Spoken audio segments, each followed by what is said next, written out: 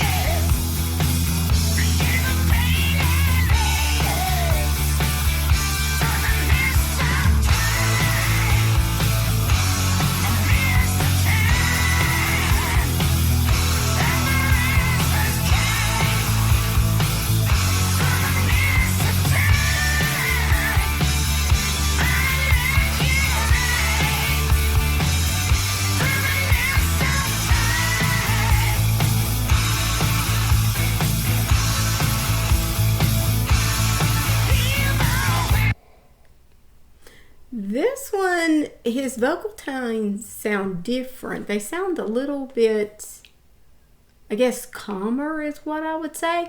I think maybe it was just the music of the last song that just didn't hit well with me. But I kind of like this one. It's kind of very mellow, in my opinion. Well, and keep in mind that the last song had a very bluesy kind of feel too, and I know that you don't really like that all the time, but this is just a smooth, mellow. His voice is never going to get down into, that smooth, mellow territory completely. Well, that's just not his voice. But it depends on the song that's being sung. And what kind of a mood you're in is whether you can pick up on it and go, oh yeah, I really like that, or like you're like, I'm not for sure if it's hitting well. But yeah, let's finish this song. I kind of like this one.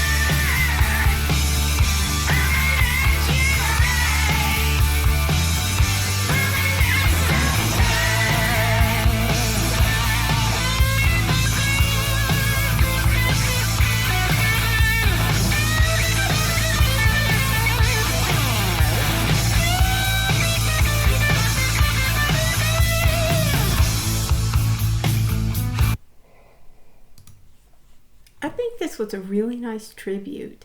You could see all the pictures of the band and everything. I think his voice suits this song in the tone it's done in. Yeah. You know, and honestly speaking, I think I'd listen to this song more than one time.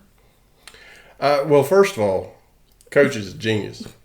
Secondly, I think that this song even surprised a lot of AC/DC fans because they normally don't create music quite like this. And this was definitely outside the box a little bit for them. But I have to agree with you as a lifelong fan. I thought this was a really nice tribute that they did. Well, you know, it's got to be difficult for the remaining members to get up there and be missing two of their bandmates, that one they started with and then one that was an integral part of the band. It's got to be really hard. I think they did a really nice job with this one. Yeah.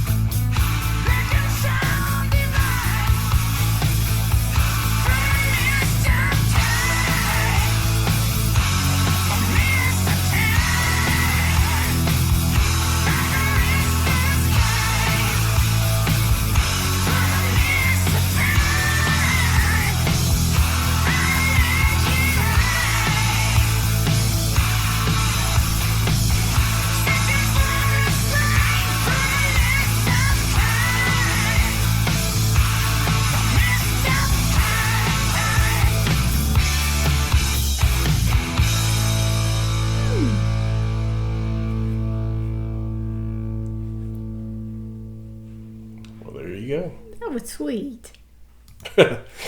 Not something you normally hear after an AC/DC reaction. But it was sweet.